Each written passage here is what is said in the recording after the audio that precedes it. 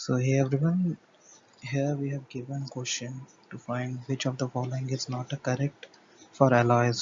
So there are some given some alloys here and its composition are given. We have to find the alloys which are have not these compositions. So first we take one by one.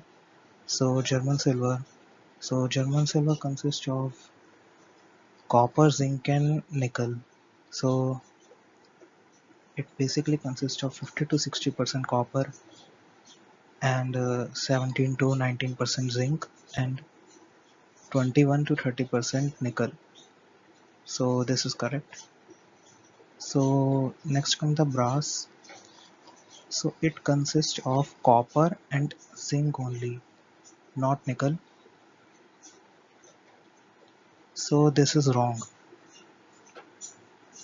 So we have to find which is not correct for alloys. So brass is the right answer.